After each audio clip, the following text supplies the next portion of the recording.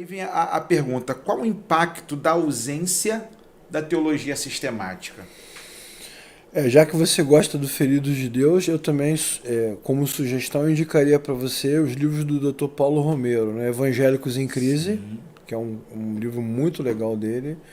Decepcionados com a Graça, que é um livro muito bacana também, que fala dessas loucuras, né?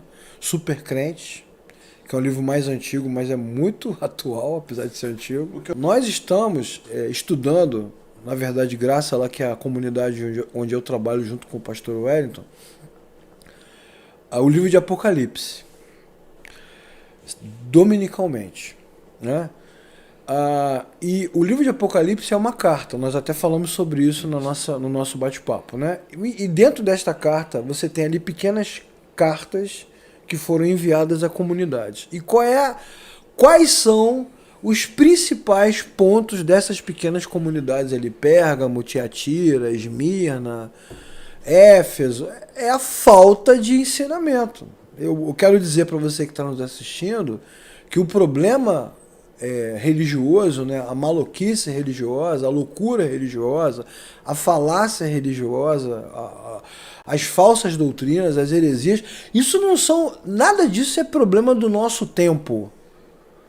Isso é problema de sempre.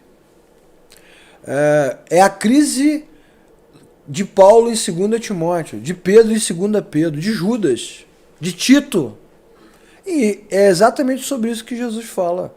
Né? Vocês se deixaram levar pelos nicolaítas. Vocês deixam que a doutrina de Balaão se multiplique entre vocês. Vocês deram lugar para Jezabel. Então, o tempo todo o problema não está na falta de culto, irmãos. O problema está na falta de ensino. Show. Então, a falta de ensino é o nosso calcanhar de Aquiles, né? É a nossa fragilidade. Então, sem teologia, sem arrumação, não vai avançar, cara. Eu diria, fazendo uma analogia muito simples, né? Se você tem um carro, você comprou um carro e você trabalha com ele, né? Vou fazer uma analogia distante, mas simples. Você comprou um carro porque você trabalha com ele. Você é vendedor, viaja, né? Se desloca, dá aula, enfim. Se você não fizer revisões constantes, se você não tiver o entendimento claro de como tá as peças, né? O óleo, o sistema elétrico, o sistema eletrônico, o carro vai te deixar na mão em algum momento. Ele vai enguiçar. Ele vai causar um acidente. Ele vai derrapar na pista. Mesmo que você tenha seguro, mesmo que você dirija com segurança. Então você precisa de manutenção e de cuidado, né? O que leva você a fazer a manutenção do carro é o zelo que você tem pela sua família, pela segurança dos seus filhos, pela segurança dos outros que andam ao seu redor. Então, pegando essa analogia que eu estou fazendo, é a mesma coisa. Se você ama a sua igreja, a sua comunidade, os seus irmãos, os seus pastores, o zelo é que faz você estudar, porque você vai ouvir as coisas e você vai discernir. E você, né, o discernimento é um problema, né, Paulo? Porque tem muita gente que acha, para não dizer todo mundo, eu não vou dizer todo mundo para não ser leviano, mas tem muita gente que acha que discernimento tem a ver com um dom espiritual, né? Que você está falando ali, Deus está me falando aqui, é mentira, é o diabo, é isso, é aquilo outro. Mas o discernimento, não é? Mas o discernimento não é isso, o discernimento é a compreensão. Né? É a clareza com que você analisa, avalia. E aí, é o que você falou. Há uma preguiça com a exposição bíblica, com o seminário. Né? Se você fizer uma reunião na sua igreja, olha, vamos fazer aqui a partir desse ano o culto da palavra, que algumas igrejas até têm, né? Com esse nome mesmo. E vamos aqui só pregar a Bíblia e ensinar. Vai ficar vazio, cara. Mas se você levar lá um cara que foi no inferno 8 vezes, não vai parar o trânsito. O que matou, jogou bola pra cabeça ex-assassino, exatamente, né? O diabo sentava no meu carro. É isso. Então, e as pessoas... E aí que tá o ponto, que eu acho que é o chave, né? O cara chega na tua igreja, ou você vai a alguma igreja, e a pessoa fala um monte de barbaridade, e você não tem filtro nenhum. Zero filtro. E você sabe o que mais me impressiona, Paulo? É que muitos irmãos das nossas igrejas, das diferentes denominações, são pessoas de bem, são profissionais de sucesso, são empresários de sucesso, são verdadeiras águias pro negócio. Ninguém passa o cara para trás, meu irmão. Ele cheira de longe um bom negócio, um mau negócio, mas a religião parece que cega o cara. E às vezes na comunidade ele não consegue discernir e ele acredita nos maiores absurdos. Então a falta de teologia é porteira aberta, meu irmão. Nas aulas de teologia você tem os momentos de profunda devoção, onde os irmãos ficam quebrantados, principalmente quando dá o estalo, né? Que ele entende e aquilo entra no coração dele. Mas você tem os momentos de provocação. Certo. E quando o aluno enrijece do lado de lá, a gente enrijece do lado de cá. É porque a gente tem uma péssima cultura, vou falar de mim, que às vezes a gente chega num lugar e acredita que o professor tem que dar tudo de mão beijada, não precisa fazer o camarada pensar. Exatamente. E aí quando você se vê obrigado a pensar dói, né? Dói, dói bastante. E a teologia, né, diante da realidade evangélica que nós temos, ela desconstrói muita coisa, né? Então você vai ficando chocado. Para alguns é como ela falou, é um susto. Para outros é raiva. A reação da raiva é muito comum na aula de teologia, porque o aluno, você quase que tirou... Eu me lembro, acho que eu já contei aqui, de um evento que eu também coordenei, onde eu trouxe o Luiz Saião.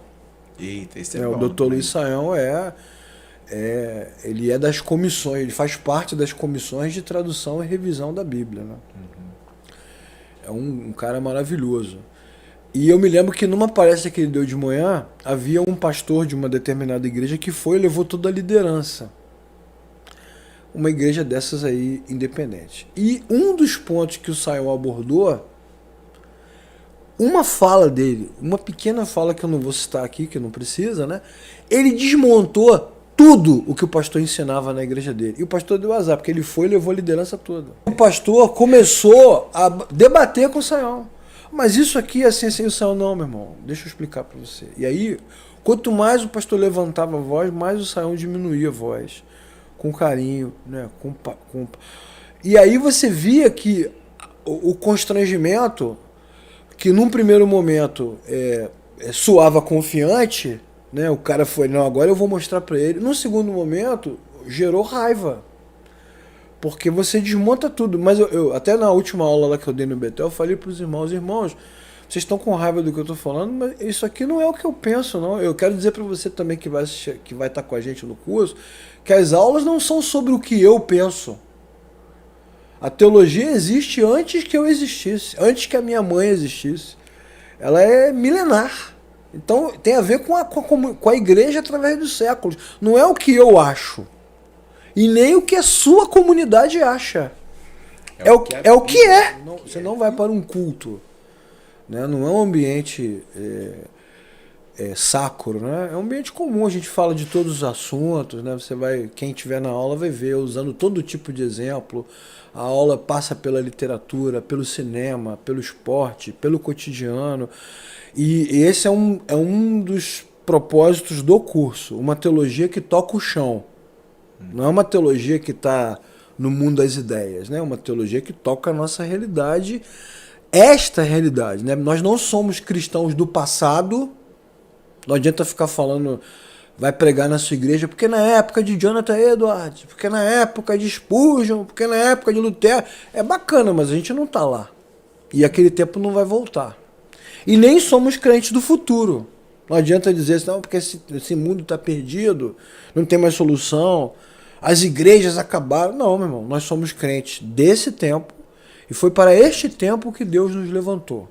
Então nós estamos trabalhando para instrumentalizar os irmãos para este tempo. A teologia sistemática, como nós já falamos aqui, tem a cara do seu autor, né? Ela não é a Bíblia, tá bom, irmãos? Então isso aqui não é a Bíblia, né? Até o aluno, vou botar aqui para aparecer. Até o aluno pergunta assim, professor, qual é a melhor Bíblia que o senhor me recomenda? Aí eu vou dizer para ele assim, a Bíblia que não tem comentário. Você que quer a Bíblia com comentário, você precisa de uma Bíblia que não tem comentário. Porque o comentário não é Bíblia. Sim. Comentário é o que o autor pensa. Eu só posso ter uma Bíblia com comentário no dia que eu for capaz de criticar o comentário. Ah, isso aqui é legal, isso aqui não. Isso aqui, desculpa meu amigo, mas isso aqui não tem nada a ver. Então isso é importante. A teologia não é Bíblia. Então o que a gente procura?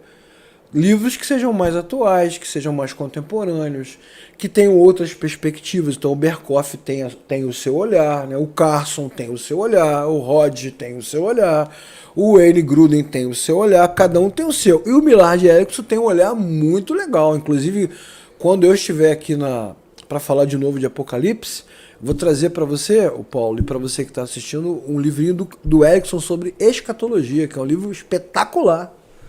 Muito contemporâneo. Então nós estamos em busca de uma aula, de uma teologia que seja mais atual, que seja fiel à tradição cristã, sem ser fundamentalista, dogmática, né?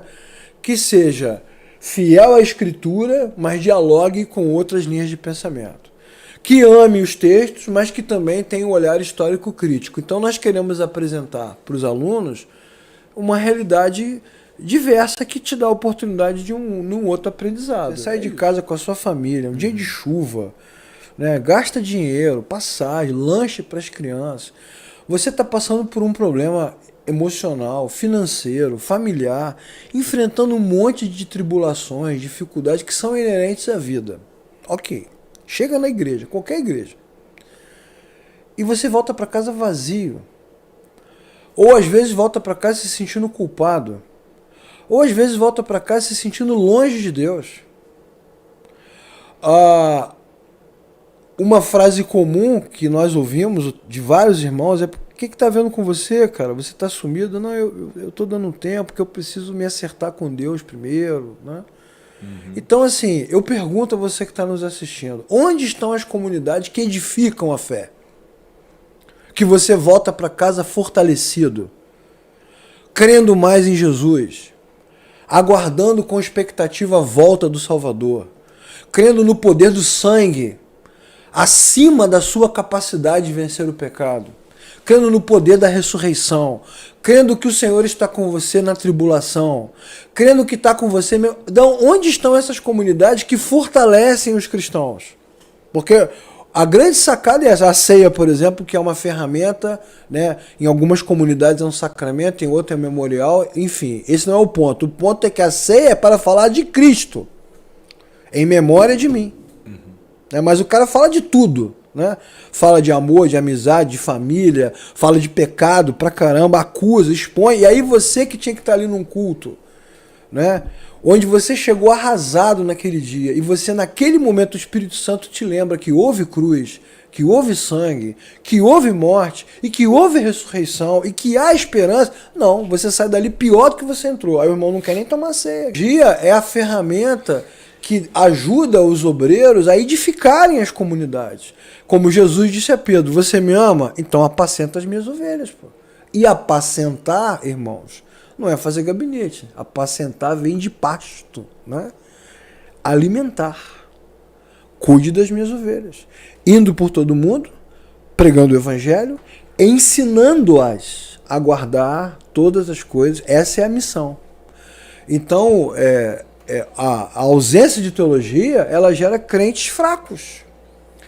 Pior do que crentes fracos é crentes místicos, né? Crentes que estão ali acreditando no poder místico, transcendente, por isso que de o forças. da fé em alguns lugares anda aberto à vontade. Exatamente. Que vai desde a venda de um talit, que o cara diz que foi em Israel, Isso. mas que no final tá lá meio de inquina, que ele compra um negocinho lá, o outro A que flor, chegou lá falando que a caneca, não, eu a trouxe areia. a água que Moisés bebeu. Foi uma água que Moisés bebeu virou urina, pô. Como é que você trouxe a água que Moisés bebeu?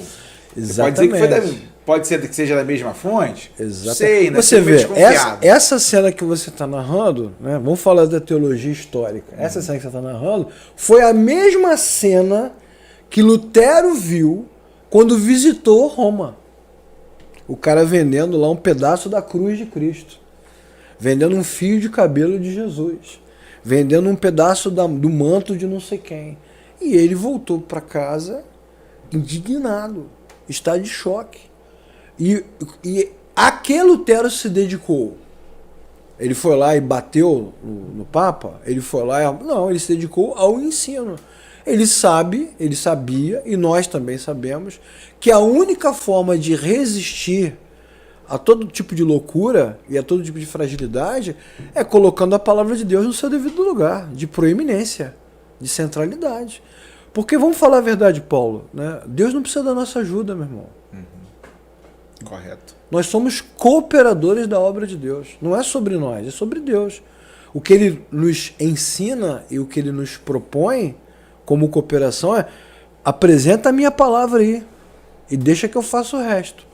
Então a falta de teologia, ela gera igrejas frágeis, cristãos frágeis, que são místicos, né?